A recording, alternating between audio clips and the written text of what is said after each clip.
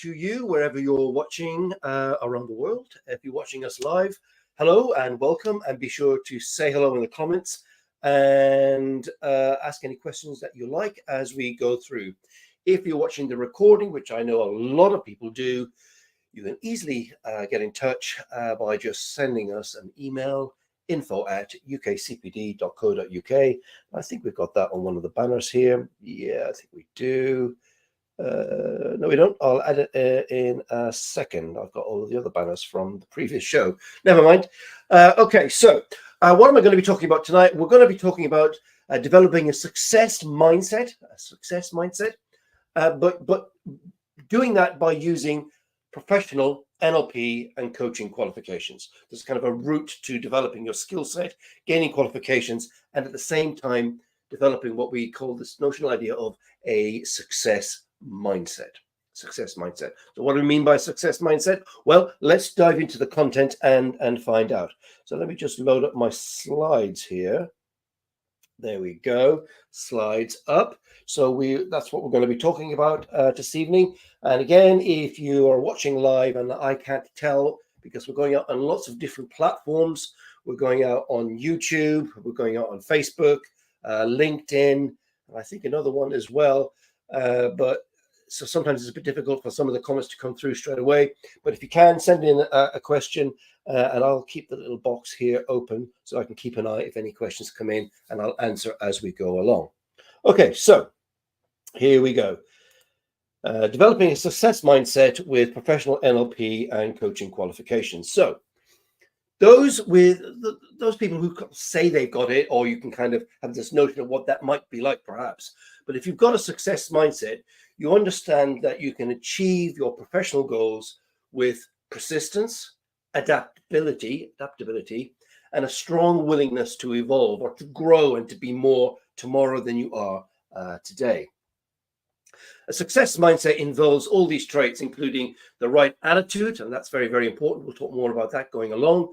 The right temperament, and this kind of realistic thinking about the situation and where you are in life and sort of the context that you might find yourself thinking about a better tomorrow. And this is the important part, the ability to change and improve. So the success mindset involves all of those things I've already said, plus what we're seeing in this slide. You know, the right attitude, the right temperament, this realistic thinking, and the ability to change and improve. Okay, so why is it important to have or even to develop this success mindset? Well, let's just explore these reasons. So first off, it increases your self-esteem and your confidence. So not only will a success mindset set you up for a long and prosperous career and happy life, but it will also has many other benefits. Having the right mindset will improve your self-esteem, which we've kind of already mentioned, making you more feel confident in your decisions and how you sort of act generally in life. And this effectively enhances your performance and your overall achievements in life generally. The second thing is that it enhances your drive and your motivation. Finding the right motivation to accomplish even the smallest tasks could be difficult, unless you've got the right attitude, the right success mindset. It's how you approach particular tasks. So the right mindset will push you to overcome all obstacles that hinder or block you away from achieving your professional or indeed personal outcomes and dreams. The next thing is that it makes your goals more achievable. Reaching your goals requires more than just desires. You'll need a reasonable level of self-awareness and self-esteem, some drive, motivation, and the ability to overcome challenging difficulties. A success mindset gives you all of the necessary attributes to achieve your objectives. Okay, so that are the reasons why we might want to think about doing it. How do we go about developing this success mindset? I'm going to give you a couple of clues as we go along. The first one is to learn and develop the skills for success, or what I often call the skills necessary for the modern world, to be successful in the modern world. And they tend to fall into these so-called soft skills and abilities that enable us to get on in life. Now, people say about soft skills, the thing is about, they're soft skills, but they really do deliver hard and measurable results. Now, these are kind of a list of the things I'm talking about. You know, great communication skills, state management, the ability to set and achieve goals, team leading skills, coaching skills, problem solving skills, strategy development skills, influencing skills, being a confident speaker, conflict resolution, having that professional and positive outlook on the future, the ability to create real lasting and deep rapport within teams and individuals, being solution focused, enhanced use of language, developing that entrepreneurial mindset, and then finally developing this personal philosophy for success. Now, and I'm not going to be even shy about this. It is very, very important. If you want to develop these particular skills that I've mentioned and more, and I'm going to go into some detail in this a second, I would always encourage people to think about studying NLP and coaching. The reason is it gives you a ton of tools, models, and processes, and kind of just gets you to think in a different way that you can achieve success. And I'm going to explore a couple of those things now. Now, remember, if you are watching this live, please feel free to ask a question in the comments box, and I will come back to that as we go along or even at the end. So the first one here is great communication skills. If you want to be successful in the modern world, you've got to have great communication skills. And what we mean by that is the ability to create meaningful rapport with individuals or within a team and so on. And it also means, understanding and using eye-accessing cues in a clever way that enables you to really understand and what other people are saying, and maybe to respond accordingly with the right questions and the right sentences, which leads us on to the use of predicate preference, understanding and use of predicate preference, another great thing from NLP. And then finally, the use of language, both the meta model and the Milton models, because using those really, once again, really enhances your ability to ask the right questions, to use the language of influence, and so on. So these are great, great, great tools, models, and approaches so that you can develop great communication skills. Now, the NLP model of communication, as you can see here, it looks kind of complicated, but in a way it isn't.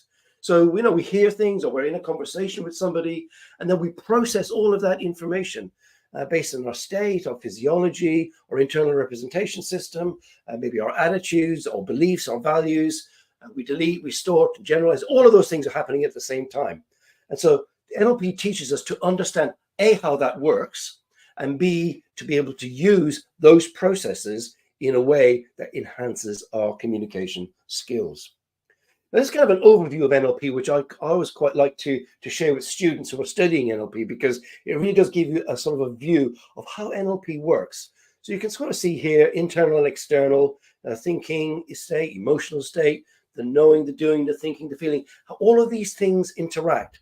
And the set of tools, models, and interventions from NLP help us enhance and improve all of these processes, and always being very, very clear about the outcome that either you or your client wants to achieve.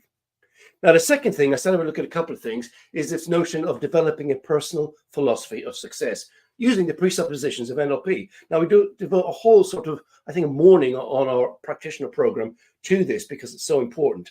And I'm a real, passionate believer in this process, because this is the process that changed my life. This is the process that changed my life. And that enabled me to start a business, to change my life, to wanting to set up the college some 30 years ago, and to really, I suppose, create the space where I had that experience of changing and developing and helping other people to do the same.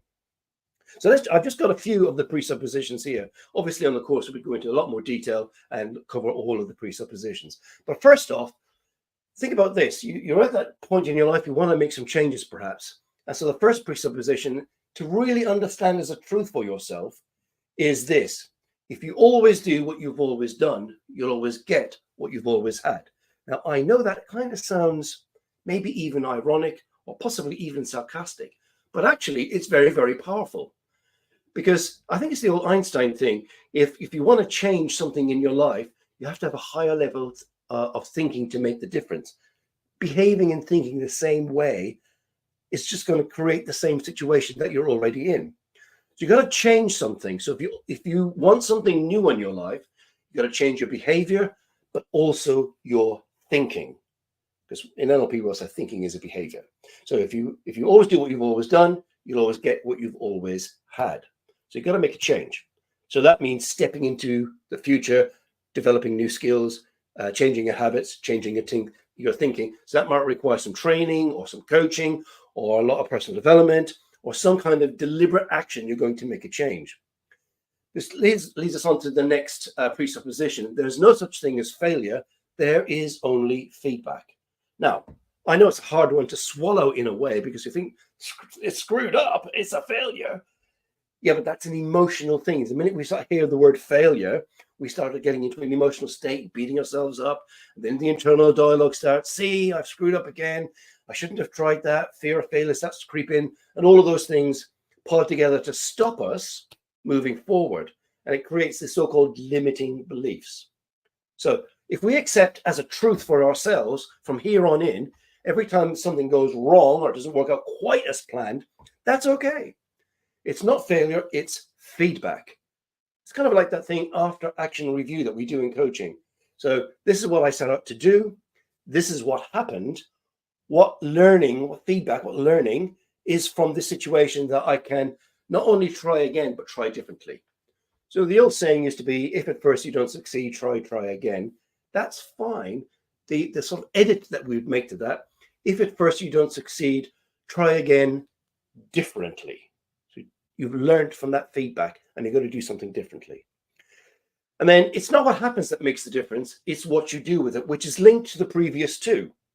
I want to do something different.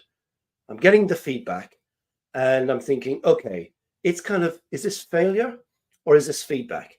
Is the glass half empty or is it half full? This is about our attitude. Now, I said I'd mention attitude. It's about our attitude. What's our attitude towards life? If it's doom and gloom and oh, poor me and, flagellation and all of that kind of stuff, that's not going to help. So it's not what happens, because stuff will happen. It will rain. You will stub your toe on the corner of the bed. You will spill the milk. It's what we do with that information. Do we kind of manage our state? We've mentioned managing state as one of the benefits of studying NLP.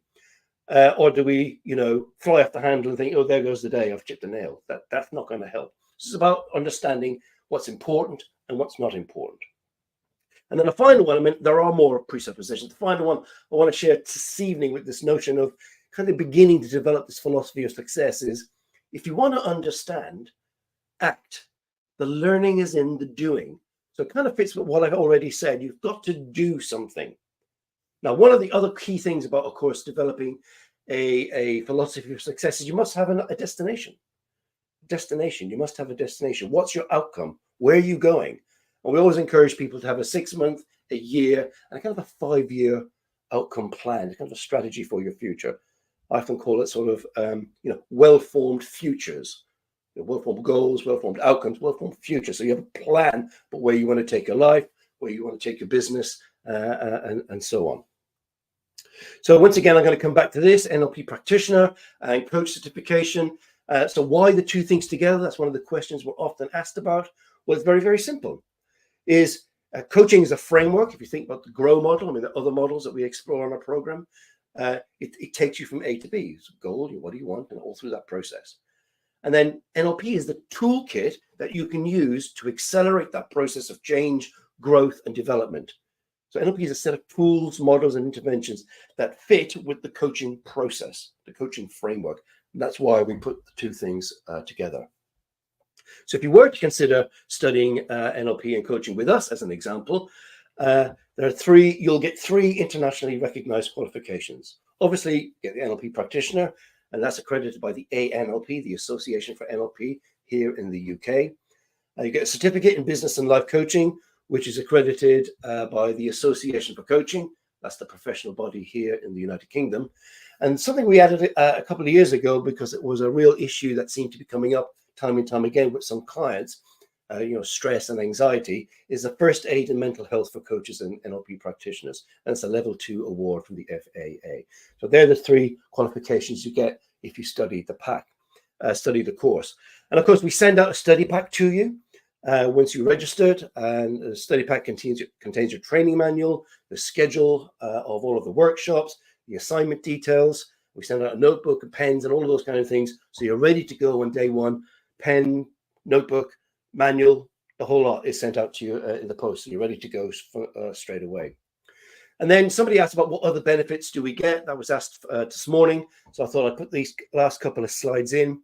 6 additional resources and benefits for studying with us. The student membership of the Association for Coaching, so you get a year's free membership of the professional body as a student whilst you're going through the course, which you can upgrade to full membership at a discounted rate once you qualify.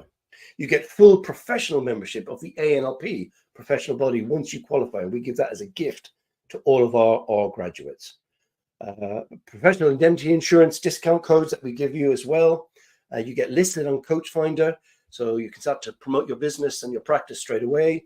We have an ongoing program of CPD, and of course the Be Inspired group, and everybody who qualifies get a copy of the NLP professional book. An excellent book if you're serious about setting up a practice. Okay, so at this point I would ask some questions, ask if there are any questions. And I can't see, well, I can see if there's somebody watching on StreamYard, but not on the other platform. So if somebody is watching, now will be a great time to ask a question.